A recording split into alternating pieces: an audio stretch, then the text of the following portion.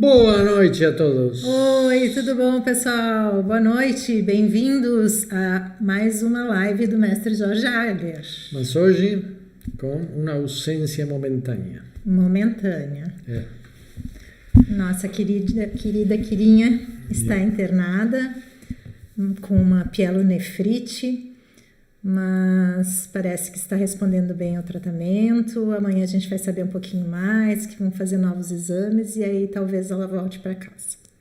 Amanhã. Voltar para casa ela vai. Fundamental. A gente pede desculpa para você se a gente não conseguir ser tão brilhante como ela, né? Hoje, não conseguir captar a atenção de vocês da mesma forma, mas o que a gente vai fazer, né? Diva é diva, é impossível ser substituída, mas tudo bem. Então, hoje vamos aprender com os segredos dos antigos hieróglifos como descobrir a verdade e a mentira. Tá? E vamos aprofundar isso, é dizer, como essa antiga linguagem tem mistérios não relatados até agora. Em realidade, temos que reconhecer que Champollion, que descobriu como interpretar a escrita jeroglífica, foi um gênio. Mas ele nunca se perguntou por que usavam tantas imagens gestuais dentro da escrita. Você se perguntou, nunca escreveu sobre isso, né? Sim, porque também não foi a especialidade dele, não? É dizer, ele estava com a filologia, estava em outra área especificamente. Mas não só foi ele o único que não perguntou, ninguém perguntou. Ninguém se pergunta. E depois tem um erro fundamental, assim, pero caótico, porque eu vejo alguns filmes no YouTube que as pessoas falam dos jeroglíficos, são 700 jeroglíficos, 800 jeroglíficos, são mais de 2.600 jeroglíficos. Tá? Então, a ignorância em relação à escrita egípcia é absoluta, generalizada. Y eso es un error craso, porque el proceso de evolución de escrita y de pensamiento puede ser estudiado dentro de la psicología, dentro de la filología, pero nos vamos a pegar eso en un aspecto mucho más amplio, que es lo que interesa a nos, entender cómo que el pensamiento fue evoluindo y cómo nos perdimos de una lenguaje original que es falada en todo el mundo.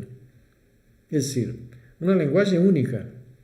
Porque si tú llegas a un lugar que tú no falas, digamos, inglés, o portugués, o castellano, llegas a Rusia, lá, y tú tienes fome, tú entras a un restaurante, ¿qué tú vas a decir? Entonces, la lenguaje es una lenguaje que todo el mundo entiende. Y en eso es que nos vamos a entrar, ver cómo los egipcios fueron geniales en incluir a única lenguaje en que el mundo entero entiende. E que é que determinava as palavras, definia a palavra não com um conceito, definia com uma emoção. Então, deixa eu dar um oi para o pessoal aqui. Vamos lá. Temos Dagoberto, a Dione, a Socorro, a Ieda, a Anete, a Vanessa, a Virgínia, todo mundo aí presente. Obrigada pela presença de vocês, pessoal. Então, continuando, os egípcios aprofundaram a linguagem corporal e la incluíram em sua escrita para manter as expressões mais verdadeiras do ser. As expressões mais verdadeiras são estas que eu estou fazendo com as mãos. Uma coisa é que se eu falo assim e digo uma coisa e digo outra e não faço nenhum movimento, é só a palavra. Mas a palavra com o gesto gera uma carga emocional que é o que permite que a pessoa que nos está vendo se interesse pelo tema ou se distancie, se estabelece um vínculo, e o vínculo se estabelece por uma linguagem emocional. Isso é muito importante que se entenda, tanto os professores como os terapeutas. A linguagem emocional é que permite estabelecer o vínculo que é a base de qualquer terapia ou de qualquer processo educacional. Tá? Então, vamos adentrar os segredos da linguagem mais primitiva do homem e perceber que antes da palavra ele se comunicava com gestos. Basicamente, quando se comunicava, ele estava expressando para outras pessoas necessidades, o que ele sentia, o que ele queria, e os gestos davam uma fórmula de comunicação. Então, pero antes disso, antes do que podemos dizer o homem primata. Antes do homem primata temos o primata. Tá? Então vamos a ver, digamos assim, ter uma ideia do tempo de existência da linguagem gestual. E por isso se transformou em uma linguagem basicamente inata, que depois vamos esclarecer um pouquinho melhor isso. Mas fíjense uma coisa, os macacos tá, têm uma linguagem gestual. E em uma época que eu estava estudando isso, a linguagem gestual, estava estudando etologia, que é muito importante, não? Esse, o comportamento animal, não? Uhum. Tem alguma pergunta? Não. Não. Tá. Então, o comportamento animal nos primatas, digamos en el chimpancé. Um chimpancé, vocês podem estabelecer uma comunicação com o chimpancé? Só um pouquinho, que a Socorro está dizendo que o som e a imagem sumiram. É difícil. Alguém confirma isso, pessoal?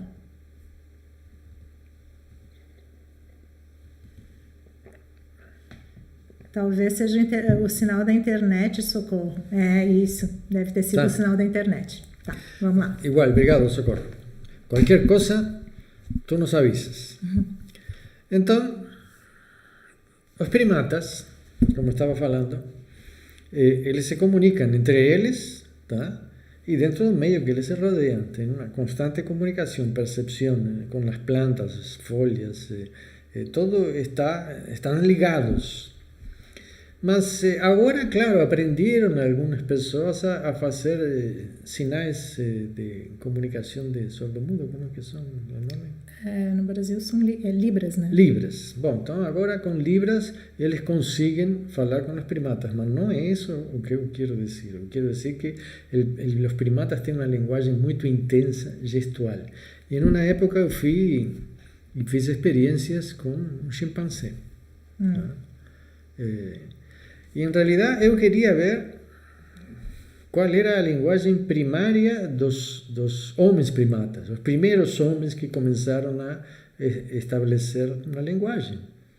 Então fui a ver os chimpanzés, eu bati um papinho com eles e ver o que eles faziam, tá? E que era interessante.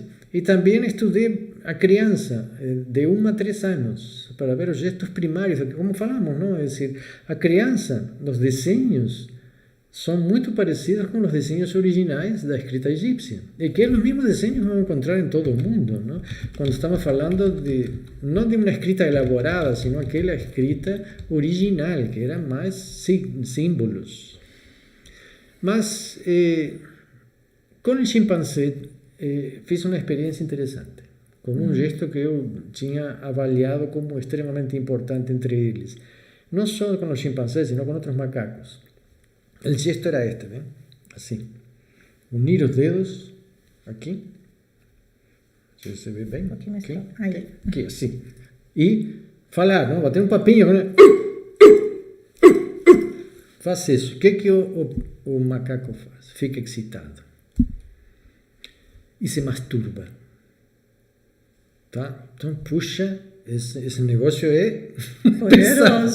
Então pensei assim, quando um homem via uma mulher que gostava antigamente, não ia dizer nefer. Estou falando de uma época em que não se falava.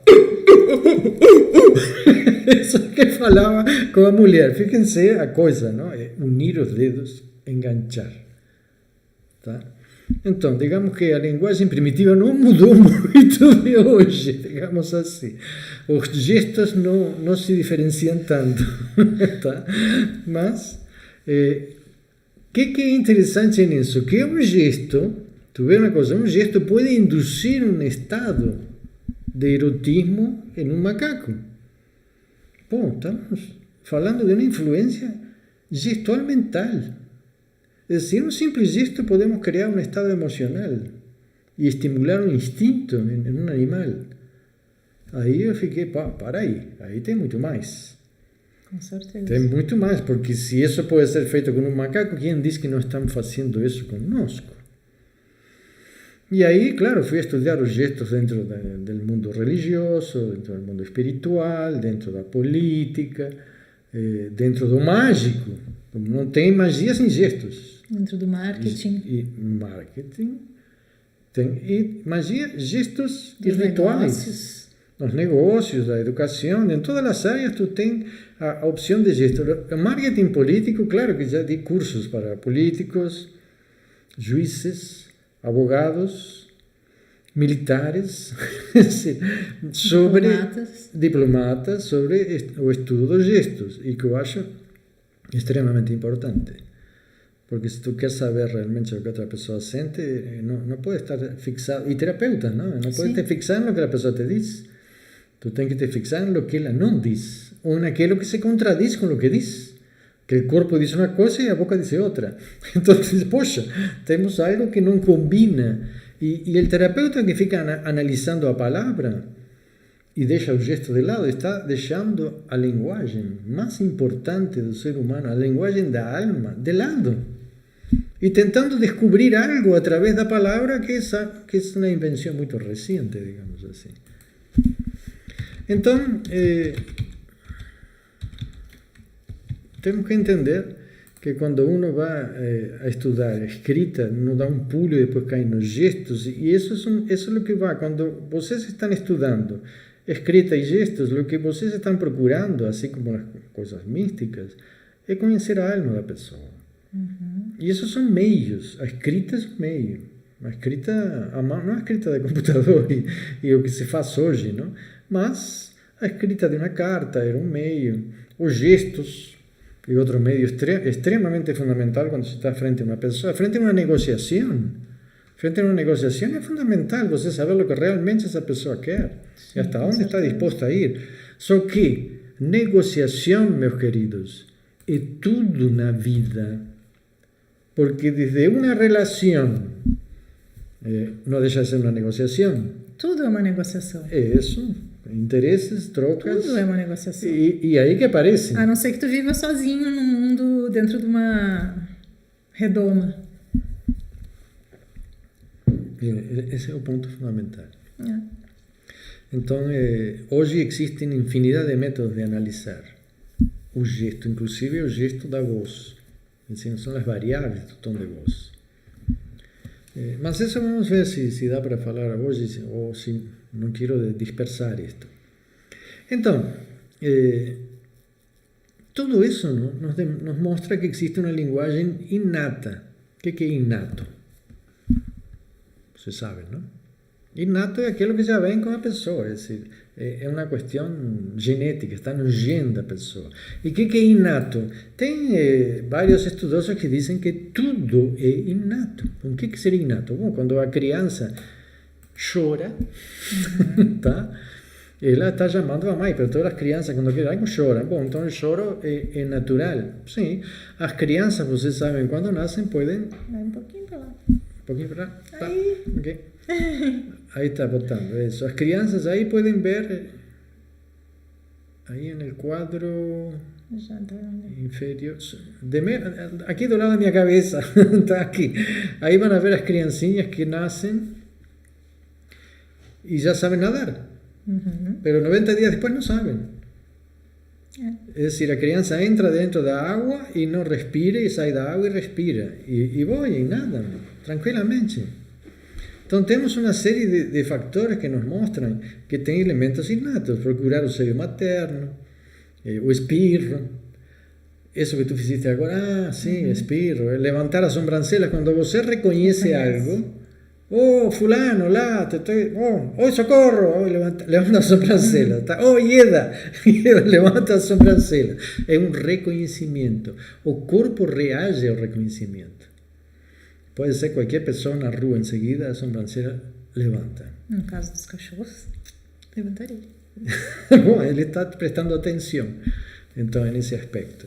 Mas, se vamos mais profundamente, a fome, o desejo sexual, mais simples. Quantas pessoas temos na praia hoje? Está cheio de gente na praia. Por quê? Porque o instinto leva as pessoas a procurar ambientes naturais. Tomar banho na praia. Isso que é inato. Vou para a praia, vou viajar, porque é inato no homem procurar lugares novos, desconhecidos, para pesquisar. Tudo isso é inato. Namorar, conquistar alguém, formar família, comer, dormir, todo o corpo vai levando o homem através de uma série de instintos que o homem desconhece absolutamente, assim como desconhece seus gestos. Eu não sei se isso é uma benção ou uma maldição, mas muitas vezes o homem não consegue entender o que ele sente, apesar de que o corpo dele sabe o que sente. É decir, é o corpo ou a mente? E o pensamento. A mente e o pensamento é a mesma coisa? Bom, aí que temos essa discrepância. Pensar em uma coisa, estamos pensando em uma linguagem que não inclui o gesto. Então, não nos distanciamos do gesto, de uma forma notável. Sim. Perdimos o mágico do gesto. Um homem não sabe quando uma mulher está interessada nele. Não conhece os gestos. Fica em dúvidas. A mulher também não sabe se o homem está interessado nele. É decir, não se estabelece comunicação. A comunicação mais instantânea, onde nasce o amor. Porque é instantâneo. Então, somos ignorantes. Absolutamente ignorantes. E os egípcios incluíram isso na linguagem para não ser tão burro como nós somos. Esse é o grande problema. O Jardel te adorou imitando o macaco. Acho bom, porque no fundo todos nós, Jardel, somos macaquinhos. E me diz uma coisa então, quando é que tu acha que o homem primata começou a usar os gestos como sistema de comunicação? Bom, isso é uma pergunta, não? Digamos assim, quando o macaco fez isso, ele já sabia o que ele queria, tá? O macaco homem, tá? Pero imagina, os gestos devem de ter tantos anos como a existência do homem primata. Vamos dizer, em uma época, quando eu estudava antropologia, era 1 milhão de anos, tá? Estou falando 50 anos atrás, tá? Depois passaram uns 20 anos, bom, faz 2 milhões de anos que o homem está no planeta. 2 milhões. Depois, outro mais, não, são 3 milhões de anos. Bom, e um pouquinho há pouco tempo, não, 4 milhões de anos. Bom, estamos falando de milhões e milhões de anos. Mas assim que essa linguagem não ficou como uma linguagem inata no ser. Ficou gravada. Com certeza. Em todos, não? O ponto está em que essa linguagem pode ser um brasileiro, um russo, um chinês, um japonês, um norte-americano. Qualquer pessoa no mundo tem a mesma linguagem. Claro que se é italiano, fica mais exposto. Claro, essa coisa italiana tem muitas pessoas que têm liberação de gestos mais espontâneos. Mas tem alguns lugares do mundo que alguns gestos significam coisas diferentes, né? Claro, temos gestos inatos e temos gestos culturais. É decir, se tu fazes esta imagem em alguns lugares é corno, em outros lugares é o capeta. É o capeta, o corno, depende do país, da região, temos gestos que falam de coisas que têm a ver com uma cultura, mas esses são gestos simbólicos. Sim. Gestos que surgem de algum fato, o corno, porque são os cornos do boi, então o cara é um corno. Então, não estou falando desse tipo de gesto, estou falando de um gesto muito mais amplo e profundo e desconhecido. Digamos assim, o gesto este, ¿qué quiere decir? No. Tá? Não quero, certo? De onde vem esse gesto? Fíjense, é um gesto tão antigo que existe em toda a humanidade e está associado. Se tivesse bichito aqui, poderiam fazer com ele. Nem só a humanidade, então, né? observa assim, tu vai dar papinha para a criancinha. Aqui vem a papinha, criança, papinha. Não quer. Então, não quero. Agora, papinha. Ai, que aviãozinho. Sim, isso é um fato. É decir, os gestos têm, digamos, uma origem pero fueron transmitidos durante millones de años, millones y millones de años, que nós não temos uma percepção de lo que um gesto de primata leve até nós 4 milhões de anos. Quiero que entiendan eso, está impreso en nuestro DNA. Entonces decimos no, sí, levantamos las sobrancelhas, tenemos un monte de gestos. Eso es una sombra, qué barbaridad. Coçar a cabeça, ¿entendés? Pô, no sé si estoy entendiendo lo que este cara está diciendo, es un estímulo del cerebro. Entonces, en realidad, es muy fácil ver si la persona te entiende o no te entiende. Sí. Hay infinidad de factores gestuales que nos permiten comunicarnos con las personas sin hablar una palabra. Bueno, y eso fue durante, entiende una cosa, millones de años las personas no hablaban. Sí. Entonces, ¿qué nos dice Darwin? Interesante lo que Darwin dice. Que a unos 40.000 años antes, bueno, vamos a supor, 70.000 años atrás, porque esa discusión desde cuándo el gesto fue dejado de lado y comienza la lenguaje articulada, verbal, es una discusión notable. Muchos dicen una cosa, otros dicen otra, ninguém sabe nada, ¿no? Porque en realidad todos son teorías. Mas, digamos que ainda eu acho assim que essa questão do nascimento da linguagem, pois vamos dar uma data assim, 70.000 anos, tá? Vamos chutar, não é ni de mais nem de menos, podemos dizer 100.000 anos, tá? Vamos dizer 100.000 anos, que é um número redondo. Faz 100.000 anos o homem, tá? O Neandertal un poco menos, 47.000 años, 48.000, 50.000 años, ¿tá? O Neandertal estaba en la cova lá, frío, o foguinho, se apagaba o fogo, no veían los gestos. Entonces, para que ligue a luz, que faça algo. Y ahí comenzó, luz, tá? Começaram a usar certos sons para associar com palavras. Então, tivemos 3.900.000 anos falando com gestos. E 100.000 anos começamos a falar com uma linguagem. O que te parece? 100.000 anos, em quase 4 milhões.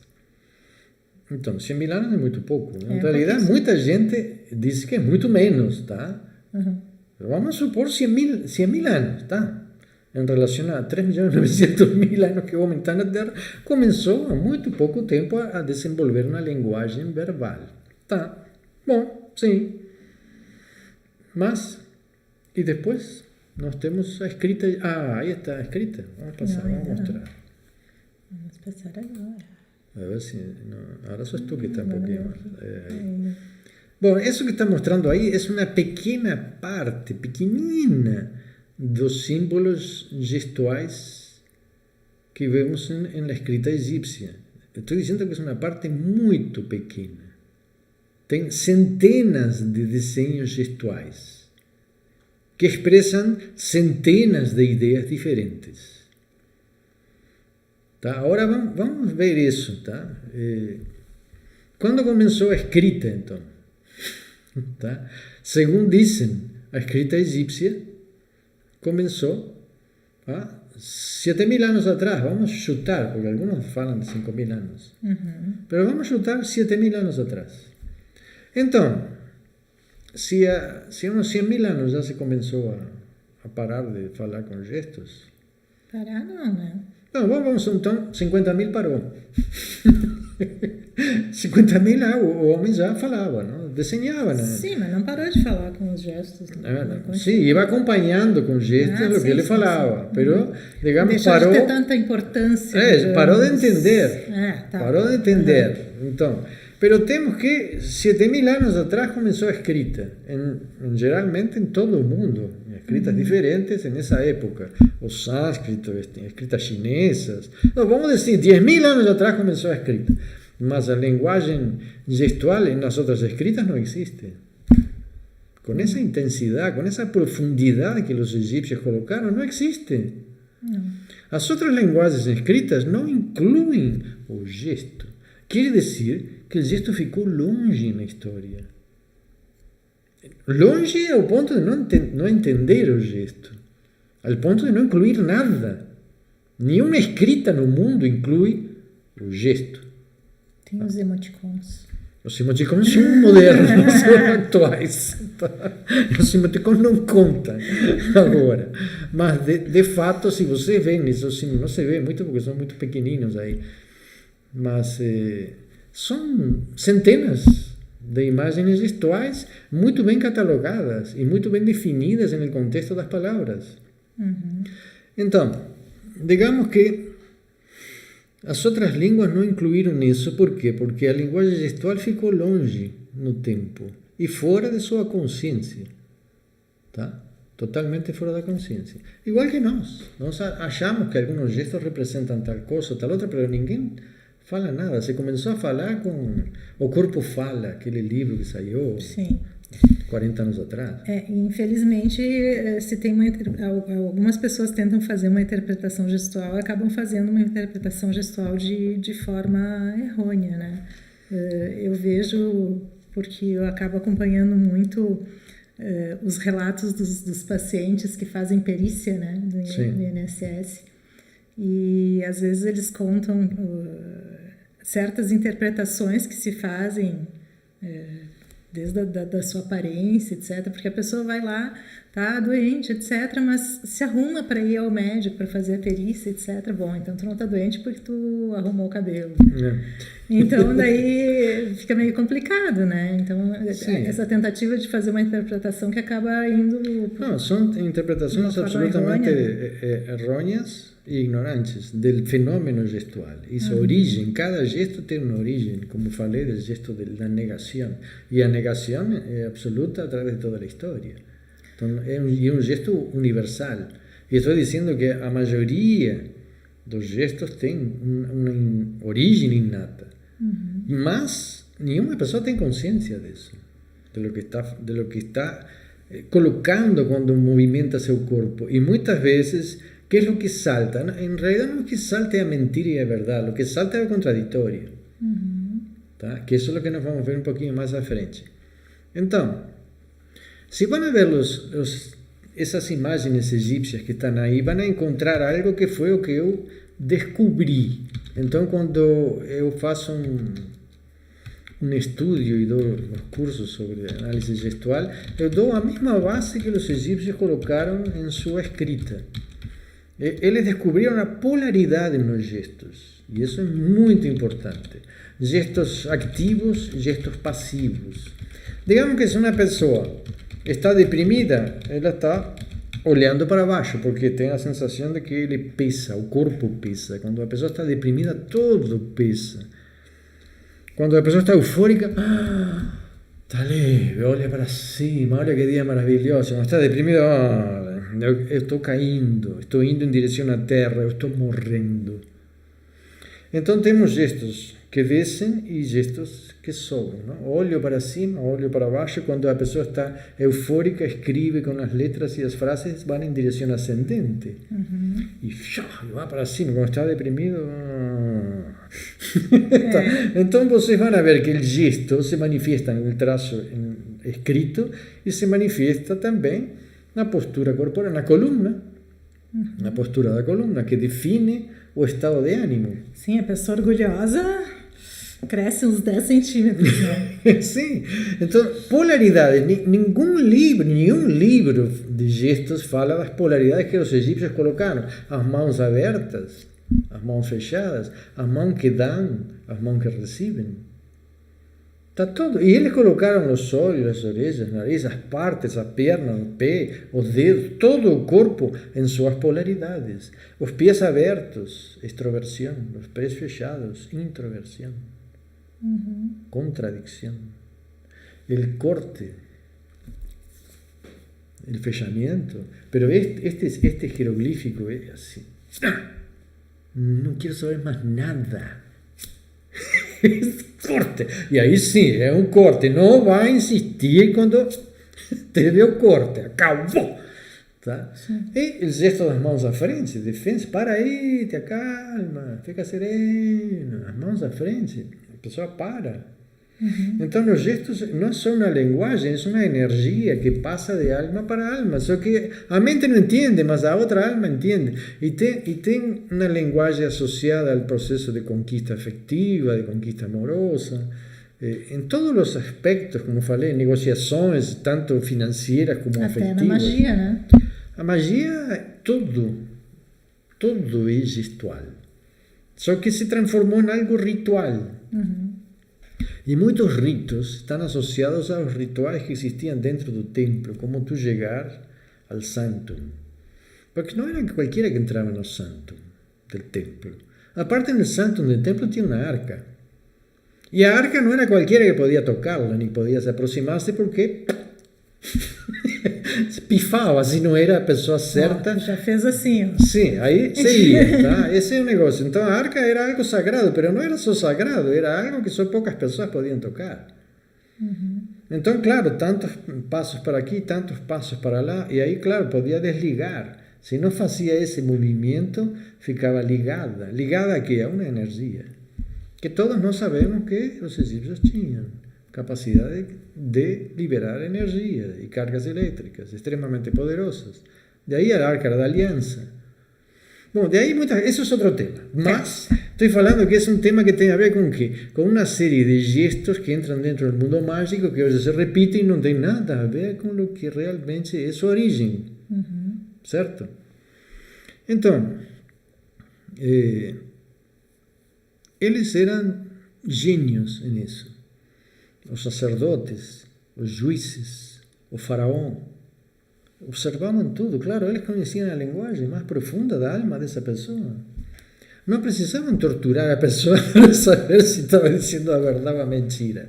Que isso é uma brutalidade primitiva. Sim. Tá?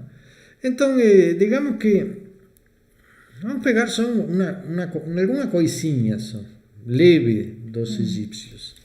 Os olhos, que não é qualquer coisinha, não?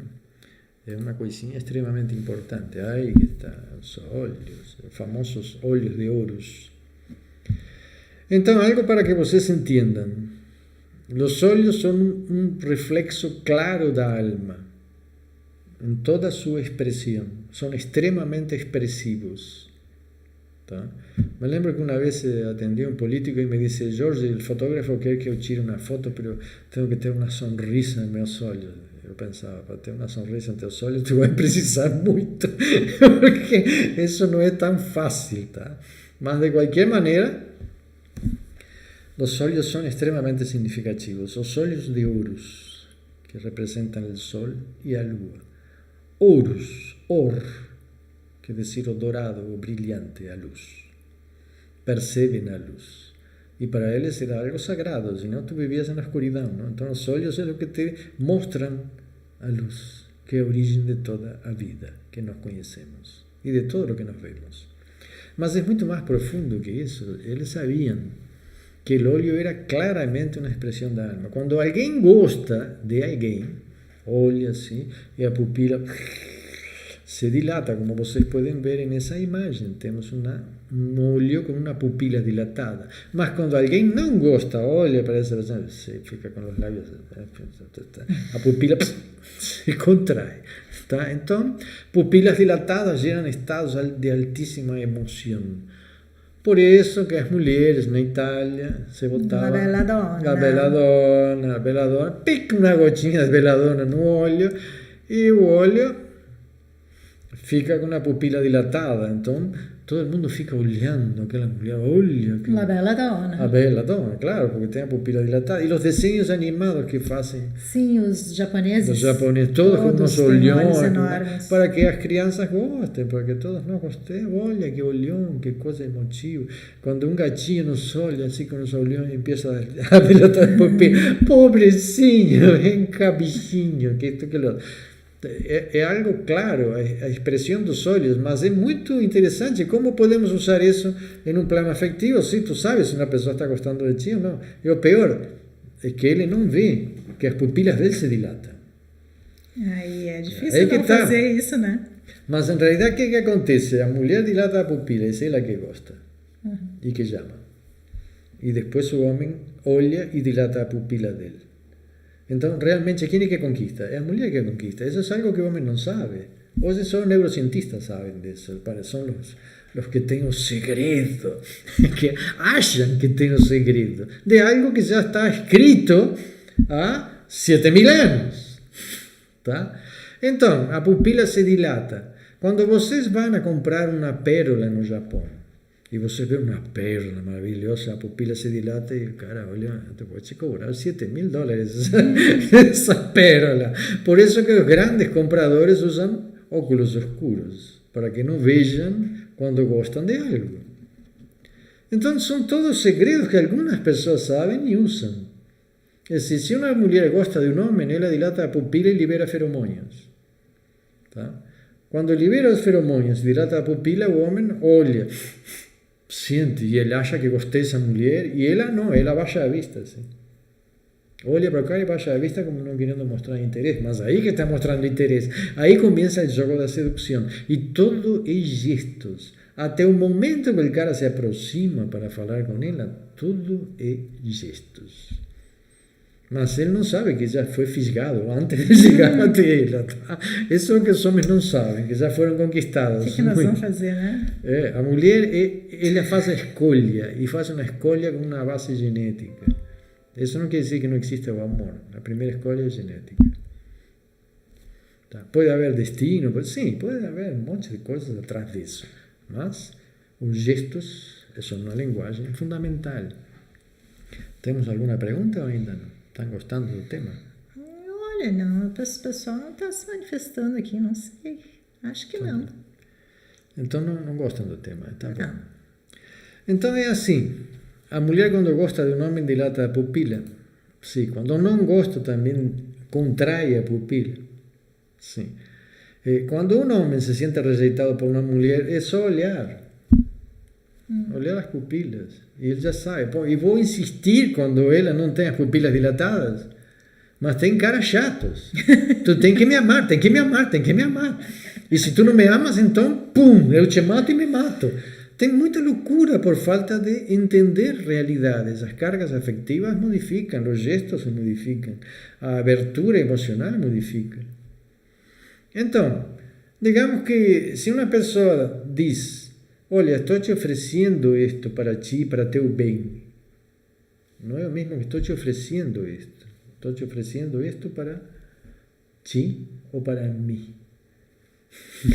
Isso vai ser um bom negócio para mim ou para ti. As mãos falam e as pessoas não olham. Ficam escutando a palavra como se fosse uma verdade absoluta. E aí que aparecem os fatores contraditórios.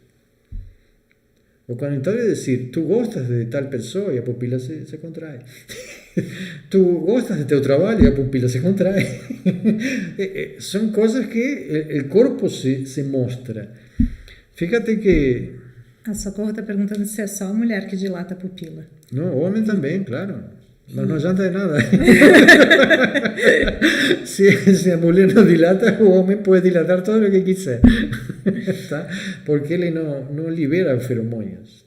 É a mulher que chama, é o feromônio feminino que chama o macho. Em toda a natureza é assim.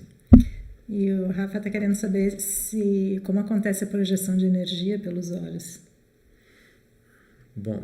Aí já é outro. Sim, isso é uma coisa absolutamente espiritual. Tá? É decir, e místico, mágico. Digamos que a energia entra ou sai. Tá? E isso é uma das coisas que os discípulos que estão meditando conosco em Vai Nub não sabem ainda, mas estão aprendendo. Com o sol que se levanta e com o sol que se põe. A energia entra e sai, entra e sai, entra e sai. Quando entra a energia, te ativa certas ondas cerebrais. E quando a energia sai, cria outras ativações de energias, as ondas teta, que são para a pessoa entrar em estados mais alterados de consciência. Então, as meditações que os sacerdotes faziam estavam associadas a esse fenômeno, que é o que estamos estudando no grupo, que estão todas as quartas, que se querem participar vai estar depois na descrição do vídeo. É só entrar no Telegram e vocês vão aprender coisas que nunca estudaram em escola iniciática nenhuma. E Porque que não não está em sabem. livro. E não está em livro. Não está em livros. Então, vamos a responder um pouco o factor que nós chamamos hoje, vocês, a verdade e a mentira. Fíjense que existe hoje no aeroporto em Israel, vocês chegam e as pessoas lhes vão fazer uma série de perguntas normais. Você de onde é? Sim, aquelas que eles fazem em Aquela todos os normal, aeroportos, né? Tá passeando, tu tá Que vindo para veio aí, fazer aqui, onde é que vai ficar. Você não é um terrorista, não? Essa é a última pergunta, digamos assim. E quando vocês estão falando, tem um microfone que está gravando e escutando o tom de voz que vocês fazem. E em realidade, esse programa de análise de voz que os israelenses têm, tem 95% de acerto. Puxa, um monte. Sobre a contradição através da vibração do tom de voz. Porque quando uma pessoa mente, muda a voz. Então, se vocês unem os gestos com a análise da vibração da voz, vocês vão ter um 100% de lo que é certo e lo que é errado. E isso é extremamente interessante, porque vivimos em um mundo de mentiras, em el qual as pessoas que estão no poder mentem. ¿Para quê? Para se manter no poder, para ser eleitos, para ter poder, e nos mentem para vender produtos, cosméticos, alimentos, carros, casas. Então, é uma coisa tremenda. A mentira é um meio de conquista, é um meio aceito de marketing. É método de marketing. Sim, a mentira é método de marketing. Então, vivimos em uma sociedade na qual Maat, a diosa da justiça, não existe. A mentira está totalmente espalhada. E aceita, né? Sim, o problema é que como tu vai acreditar em um presidente, em um governador, em um prefeito, se tu sabes que podem estar mentindo? Como tu vai acreditar em algo, em uma autoridade dentro do judiciário, dentro de uma área, dentro de outra, dentro do exército? Como tu podes acreditar em qualquer pessoa, se tudo pode ser mentira? Então, cada vez as pessoas ficam mais sozinhas, mais isoladas, com mais ansiedade, com mais medo, porque ninguém nos diz nada que nos preencha e não nos diz nada de uma forma verdadeira. Tudo é meio minutinho, olhar, sonrisa, tudo falso. Sim, é só olhar as redes sociais hoje São em dia, todas né? máscaras. As pessoas às vezes estão extremamente infelizes, mas estão todas maravilhosas no Instagram, no Face, não sei o quê. Então, claro que uno tem saudades. Tem saudade do abraço. Tem saudade do abraço verdadeiro, do beijo, do carinho, da expressão, do que é verdadeiro. Estamos vivendo toda uma máscara, em la qual ninguém sabe nada do que vai acontecer. Então gera um estado de ansiedade e de loucura enorme. Então vê as pessoas na rua andando, caminhando, a tensão nos corpos, dores por todos lados, dores de coluna, dores, não conseguem dormir. É todo um estresse porque não tem uma pessoa que tenha essa capacidade de se colocar e dizer suas verdades e compreender o sofrimento que a sociedade está passando. Todo o mundo está mentindo para conseguir se manter em uma posição. E é triste viver assim. É muito triste. Mas, então, vamos aprender quem me mente e quem não me mente. A palavra mentira, volto a insistir, é muito forte. Vamos dizer, quem se contradiz. Então, quando vocês veem um homem que diz assim, eu te amo, tu é a coisa mais importante de minha vida, não existe nada mais importante que tu, vou ficar contigo até o último dia de minha vida. Bom, ele está tentando se convencer disso, não convencer você. Está ele tentando se convencer. Quando insiste demais, não é que seja mentira, é ele que se quer convencer. Então, o amor, sabe como se expressa? É um silêncio absoluto, a pessoa fica abobada. O cara que está amando, os braços caem, não tem gesticulação, não tem palavras, porque ele tem medo de dizer algo e tem medo de errar. Então, geralmente, aquele bobão é o que está amando. Pior que é, né? Mas aí ninguém quer o cara bobo, não, né? claro, vamos sem graça, né? Não tem graça. Vamos procurar aquele que é o mais malandrão. O malandrão é geralmente o que mais conquista. Mas aquele que está amando é o que menos conquista. Então, Esse é um dos grandes problemas da sociedade. Por quê? Porque ainda a mulher procura o malandrão. E por que procura o malandrão? Segundo o estudo antropológico, a mulher procura o malandrão porque é o cara que tem mais capacidade de sobreviver na sociedade. O homem que mais miente, que mais engana, que mais manipula, é o que pode manter uma família amanhã. Entendem? Isso é um fator genético. Mas acaba sendo uma distorção, né? É uma distorção dentro da realidade que se vive nossa hoje. Realidade, Entendeu? É dizer, hoje não precisa estar olhando aquele cara que corre mais, que tira a lança mais longe, entendeu? Que tem pernas longas, então vai poder caçar e alimentar meus filhos. É dizer, toda aquela escolha genética que foi a que definiu a existência de nossa raça e nós estamos aqui hoje porque vocês, mulheres, fizeram essas escolhas. Senão, não seríamos geneticamente aceitáveis. Outros animais nos teriam superado. A mulher foi escolhendo seu macho por qualidades físicas superiores. Depois a mulher foi, digamos, depois do processo de matriarcado, ela foi sendo achatada, comprimida, reprimida, negada, castrada de todas as maneiras possíveis, porque o homem não tinha controle sobre ela, tinha medo. Então, agora que a mulher está voltando a ser ela, tem que aprender. O homem mata, claro, porque não tem como possuir. Vocês agora têm que entender que esse homem que mata as mulheres é aquele homem que se uniu no patriarcado para dominar as mulheres. Isso é uma discussão interessante que hasta um dia podemos falar mais profundamente. Bom, tem a tua playlist sobre feminicídio, né? Tem, que poucas pessoas veem, tá? Porque ninguém interessa feminicídio. As pessoas acham que é um tema pesado, etc., mas é tão importante. Não, é interessante, né? Porque eu atendi centenas de casos com problemas dessa natureza, de domínio masculino e de ignorância feminina, de não saber como lidar com a ignorância masculina, digamos assim. A ignorância da ignorância, não saber negociar, não entender o que o outro quer e não saber como sair de uma relação. Eu te sou sincero, quando eu comecei meu consultório, quase 50 anos atrás, todas as mulheres que eu atendia, todas as mulheres queriam pegar o cara. Quero pegar esse cara, porque esse cara, isto, aquilo, me traíam... digamos, cartas do cara, objetos do cara, fotos do cara. Bom, eu quero pegar o cara.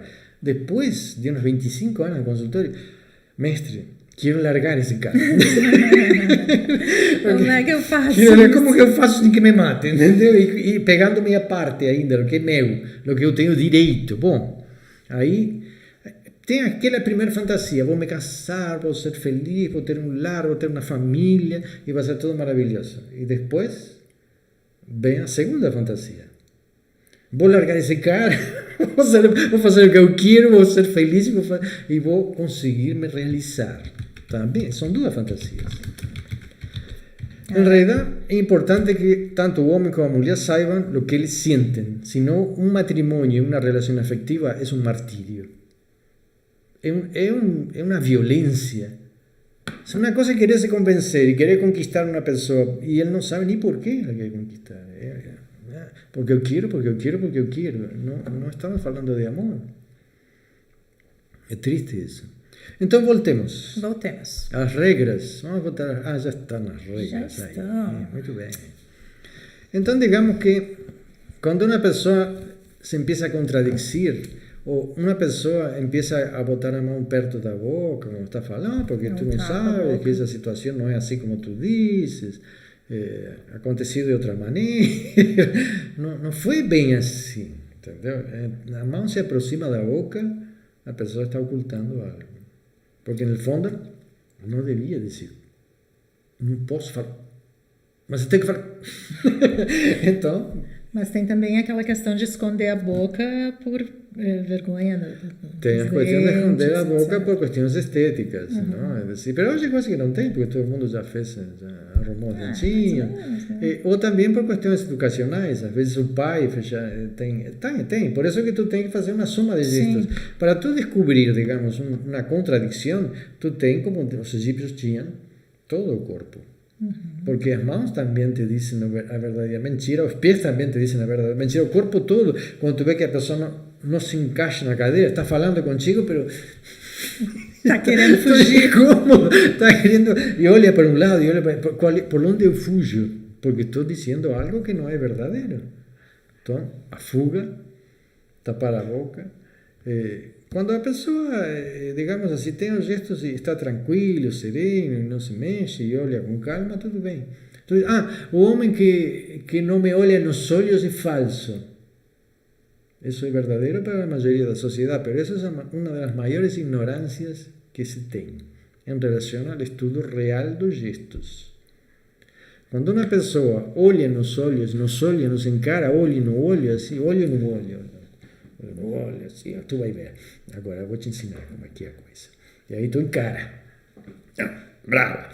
Então, olho no olho é enfrentar outra pessoa. Quando a outra pessoa nos respeita, ela baixa a vista, nos concede autoridade. Baixar a vista não é falsidade, nos está concedendo autoridade. Se você lhe está gritando e dizendo te portaste mal, fiziste o que não devias, quebraste a jarra, rompiste isto. Eu fico assim?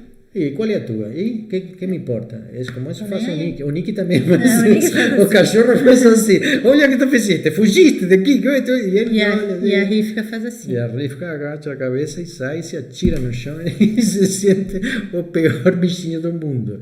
Então, quando alguém olha para baixo, é porque nos está reconhecendo autoridade, comando, decisão. Não está mentindo. Tá? Isso é muito importante. Agora, eu não fui, foi ele. Eu não fui. Foi meu irmão que rompeu. Foi ele que rompeu. Mas eu não fui. Esconde as mãos atrás. Não, eu não fui. Foi a mão dele que rompeu. E ele esconde a mão. Então, o ocultamento das mãos é uma manifestação da mentira ou do contraditório. Sim. Depois temos algumas perguntas. Tá, vamos fazer então. A Annette pergunta qual o significado da linguagem corporal dos desenhos egípcios quando de lado ficam visíveis ambos os ombros direito e esquerdo. De lado? Assim? Sim, sempre ficam. Tem muitos ombros que ficam. O ombro este ombro ficam, mas não ficam visíveis, ficam de perfil, não? Agora, tá. Não, assim. Assim. Não, mas esse é o perfil. Tu não tem o perfil, tu tem frente e perfil. Sempre tem frente e o desenho egípcio é um triângulo invertido, grandes costas, cinturas pequenas, tá? E o rosto de perfil, mas o corpo de frente. Mas o perfil é um simbolismo, estamos falando de uma forma simbólica, por isso eu digo que a escrita egípcia pegou o gesto e lo transformou em uma linguagem, entendeu? Uma linguagem simbólica, que quando eu falo simbólica, quer dizer que entra no inconsciente, se manifiesta de noite nos sonhos, e por isso se transformou, esse gesto se transformou num símbolo. E isso, entendam agora, não foi só o gesto, eles pegaram toda a natureza, todo o céu, todos os gestos das pessoas se transformaram em uma linguagem. Quem ensinou isso? Entendeu? Como? Se já tinham parado as pessoas de falar gestualmente, como eles recuperaram toda a linguagem gestual, criaram polarizações de exemplos de polarização de gestos, entendeu? Mostraram o segredo dos olhos mais profundos que recém agora neurocientistas estão descobrindo e nos mostram as pirâmides em realidade. Eles foram geniais em uma fórmula de comunicação que foi descoberta novamente por Champollion. Mas não quer dizer que Champollion descobriu os gestos. Então, muitas pessoas que interpretam os gestos, interpretam errado, porque o signo determinativo da palavra é um gesto, em sua maioria. No, pero eso representa tal cosa. Entonces tú vas a encontrar alemanes que dicen una cosa, franceses que dicen otra, ingleses que dicen otra sobre la misma palabra y sobre el mismo símbolo. Porque no estudiaron la lenguaje gestual. Porque todo se estudia por partes, todo está dividido, ¿entendeu? Toda a sociedade ficou dividida, que é uma boa forma de tu dominá-la. Com certeza. Então, temos a redução dos gestos. Tá? A pessoa, pero o corpo não pode tapar a boca, então fica preso, sente que a pessoa está amarrada quando está dizendo algo. Isso é importante, que é um elemento para avaliar. Tá? Não estamos avaliando o movimento das pernas, das mãos, do corpo como um todo. Fala aquela questão das negociações, que eu acho legal de ter uma mesa transparente, uma mesa Bom, de aí que vidro. está, não? É decir, é interessante. A mesa de vidro é fundamental, ¿por quê? Porque é um detector de mentiras. ¿Por que é um detector de mentiras? Porque quando a pessoa está mentindo, aumenta as sudoresis, aumenta o ritmo respiratório e cardíaco, pero as sudoresis nas mãos. Então, quando vocês estão falando com uma pessoa e veem que a mesa fica toda manchada, porque ele apoia as mãos e vão ver, pô, olha, olha as mãos do cara, está em cima da mesa. Então, aumentou as sudoresis, pode me estar enganando. E aquela questão das pernas também, de poder enxergar Sim. o corpo como um todo, daí como tu estava falando. Claro, né? mas isso adianta olhar só por um é lado. para um curso que nós vamos a dar mais adiante. Dar uma profundidade como os egípcios tinham, entender a linguagem. E depois, claro, vai ter outro curso que tu vai ensinar um dia de como interpretar os jeroglíficos através do programa do amanuense, que traz esse programa que traz todos os jeroglíficos que se encontraram até agora. Só que é um programa que tem que aprender a usar. Tá? Sim. Então, a boca fica seca. Então, Eu não engoli. tem que tomar água, assim, tem que tomar água. Agora posso seguir mentindo. Esse é o ponto. Tá? Então, aumento da respiração, palidez no rosto. Tem uma série de coisas que nos mostram. Pô, este cara está me enrolando assim, abertamente. E quando um homem está amando, por exemplo, não diz que está amando. É muito difícil dizer isso. Tem muito medo de perder o objeto amado. E aquele que diz que está amando, cuidado com aquele que diz que está amando.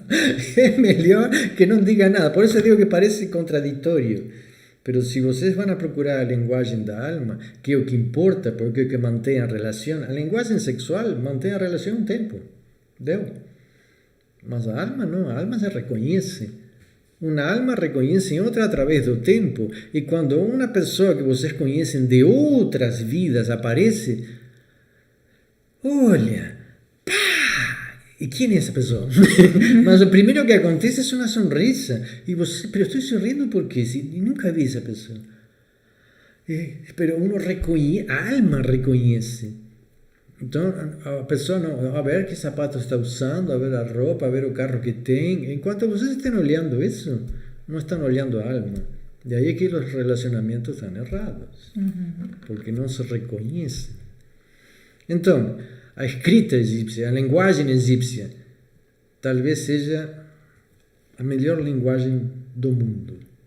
Tanto para o estudo psicológico, de nós entender nosso inconsciente, porque é a mesma linguagem, consciente que inconsciente. Então podemos fusionar dos dois universos. Fusionar o inconsciente com o consciente, fusionar a outra dimensão onde a alma vive. Fusionar a quarta dimensão, onde nós vamos, com esta terceira dimensão. Unirla, integrarla e nos preparar para o eterno. Para eso que está a alma, y a alma está distante de nosotros porque no entendemos nada, ni sabemos lo que sentimos ni lo que queremos, porque alguien cortó. Los egipcios no. ¿Cómo?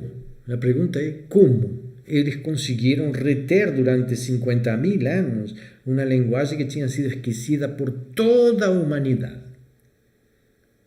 ¿Tá? Esa pregunta no van a encontrar en libro nenhum. Nunca. Porque ninguém quer responder essa pergunta, porque senão a linguagem egípcia talvez tivesse mais de 50.000 anos. E aí não pode ser, o homem na época de Neandertal, para aí, como assim, 50.000 anos? Ou vai dizer que eles levaram os gestos até 5.000 anos atrás? Não vamos ser bobões. E essa na realidade, toda a história tem elementos que ninguém responde, porque ninguém se pergunta, porque estudam coisas separadas. Totalmente separadas. Um estuda os tecidos, outro estuda as cerâmicas, outro estuda o talhado em pedra, outro estuda os metais. Então, não entendem que está todo integrado. Tá, os metais, como fizeram a fundição em cera perdida? Quem ensinou isso? En África faz 7.000 anos que faziam fundição em cera perdida. Mas vocês acham que é uma coisa simples de aprender? Ninguém estudou cera perdida. Ninguém entendeu nada até agora, não entendem nada. Isso, não se colocam como os que são os que conhecem a cultura egípcia, mas é só mostrar os jeroglíficos. Só mostrar os jeroglíficos para ver que algo tão importante como as pirâmides, ou talvez muito mais importante, porque o pensamento deles estava totalmente integrado a si mesmo, a sua alma. Eles podiam falar com sua alma, nós não. Nós não entendemos a maioria dos sonhos que nós temos. E aí está a nossa ignorância. Não sabemos o que sentimos. A maioria das pessoas acha que faz escolhas de profissão, de pessoas, de negócios, porque é o pensamento. E não se dá conta que temos instintos inatos. Estamos sendo guiados por impulsos que as pessoas negam porque querem considerar-se que eles são donos de si mesmos. Não entendem o mágico do gesto, a importância do gesto. El poder del gesto, por ejemplo, en la campaña de Obama, en la época de Obama tenía una capacidad genial, él no pestañeaba, porque quien pestañea corta la relación con la cámara. Y otros que usan los óleos vidrosos, los óleos vítreos, parece que van a llorar. Está emocionado. Todo es teatro, todo es teatro. Eso es peor. Y ustedes no se dan cuenta. Entonces, a medida que empiezan a descubrir eso, van a se dar cuenta cómo lidar con las personas que nos rodean, con aquellas personas que nos quieren, con aquellos que dicen que nos quieren y no nos quieren, con los negocios. Cada vez tenemos que saber más, porque si no vamos a ser cada vez más enrolados. Y Egipto es eso, es una fuente de saber, una fuente infinita de saber. Vamos para o Egito. Vamos, acaba a pandemia. Então. Tem uma pergunta da Audrey que ela diz que todos os dias ela passa delineador nos olhos com significado de proteção. Ela quer saber se isso está certo, não está certo. Mas o delineador, ou o cajal, o nome que lhe queiram dar, no Egito se passava porque, igual que os olhos de ouro, não? Bota, sim. Mostra aí uma a imagem do mas... Cadê? Gesto. Não, aqui. Não, errou. Não, errei. Olhos, é aí não disse olhos. Não, é que eu não fechei esse aqui. Tem que fechar. Tem que abrir aí. Aí estão os olhos. O cojol se passava justamente seguindo o borde dos olhos, que é assim, não? Vamos supor que esta é a varinha de cojol, não? Os egípcios pegavam aqui assim, faziam assim, tá? Assim. Então o olho fica como esse olho aí, tá? Por quê? Faziam porque usavam o cojol preto nos olhos para se proteger do sol, porque a luminosidade no deserto é muito intensa e tem várias enfermidades de olhos que os egípcios tinham, não? Carcoma, não? Tem várias enfermedades. Agora não me lembro de todas elas, mas tem um tratado, não é só isso, as cores que depois a mulher passava aqui, com malaquita, com várias pedras e tudo para proteger-se de quê? Das moscas. Que estava cheio no Egito de moscas e que botavam coisas, então era para purificar, para limpar, era uma questão de higiene. Sim. Basicamente, e isso não era só as mulheres, os homens também usavam maquiagem. O faraó também. Sim. Então, as cores, dependendo do tipo de pedra que usavam e todo, era para tratar problemas de saúde, que eram muito comuns no Egito naquela época. Então, é para proteção, sim, quando estão no deserto é fundamental. Aqui se transformou em moda. É evidente que podem ter uma sensação de que se estão protegendo, porque se a alma se lembra do que fazia no Egito, todas as manhãs, quando se levantava, passavam o pauzinho de cojol, e já saíam como eu uso óculos pretos. Eu uso óculos pretos, óculos de sol. É a mesma coisa. Mas é interessante saber a origem disso. Tem que ler o livro de Lumet. Aí vão ter coisas interessantes sobre maquiagem, nas pedras e tudo. Que eu botei ali. Certo. Bom, acho então, que é isto. isso por hoje. E a próxima quarta, então, os que estão estudando, não se esqueçam de deixar as perguntas no Telegram para eu poder montar a aula sobre esas preguntas. Y los que no están haciendo todos los rituales van a ir aprendiendo y entendiendo y vamos a ir esclareciendo. Y en la medida que pasen una meditación, esclareciendo las dudas que los otros tienen. Eso ayuda a que el grupo evolua junto. Isso aí. Quem tiver interesse em entrar num grupo ainda está em tempo, porque vocês vão poder assistir todas as aulas anteriores, né, que foi dado até agora. Então, eu vou deixar o link do Telegram para vocês entrarem. Entra primeiro no grupo de estudos do mestre Jorge Agir e aí depois, seguindo as orientações, aí passaria para o grupo de treinamento místico Baianup. Qual vai ser o tema do próximo domingo? Já sabe? Estou pensando ainda. Não, temos assim, o próximo domingo pretendo, assim, tem uma ideia assim, que está vindo, assim, que está baixando, assim, que é falar sobre as palavras mágicas, né, dos egípcios. Assim como falamos dos gestos, agora entrar na palavra, no verbo. As maldições. As maldições já é outra história, mas vamos lá, talvez incluam, tá? Mas não, vamos falar assim sobre isso, sobre o Hekau, a importância do Hekau, o que realmente o Hekau é e faz. Certo. Tem toda a questão dos ciganos também, aqui é... Tem uma pessoa que quer saber, tem gente que está provocando. Gente falar sobre os ciganos. É uma coisa podemos falar sobre o Egito e os ciganos, eu acho que é como dar digamos, um esclarecimento sobre um tema que na época para mim foi muito interessante. Porque eu conheci uma cigana muito importante na minha vida. Não, assim, não vou. Tá bom. É um associamento do passado. Não, tudo bem. Então, a ver os gestos, a ver, está dizendo a verdade. É um associamento. Tá. Virgínia, a Virgínia está mandando beijos para aqui. Então tá. Se tudo correr bem, domingo que vem ela vai estar aqui com a gente, tá? Para quem não conhece, a Kira é a nossa filhatita de 4 patas, que está doentinha, está em processo de recuperação já, está internada, mas vai ficar bem. Ela está muito velhinha e então não temos como deixá-la sozinha. Então, quando falamos, nós dois, ela tem que estar presente. Ela tem que estar sempre aqui. Sempre nos está cuidando dela. E ela cuidando da gente E também. ela, claro, dando todo o amor e o carinho que ela tem. É isso aí. Então, pessoal, muito obrigada por tudo. Ana, Dagoberto, Vanessa, Virgínia, não sei se é João ou José Carlos, Cláudia, Audrey, Anete, Jardel, Rafael, Socorro, César. A Cláudia eu já falei, eu acho, não sei, não me lembro mais. Cláudio. Ih, esqueci de alguém, será? César. tem mais aí, tem mais. Não, eu estou indo de baixo para cima. Todos que estão presentes. Muito obrigada, pessoal, pela presença de vocês. Espero que tenham gostado. Se vocês gostaram, deixem um likezinho ali. Não esqueçam de se inscrever no canal e sempre ativar o sininho, que daí vocês vão ser sempre lembrados das lives, tá?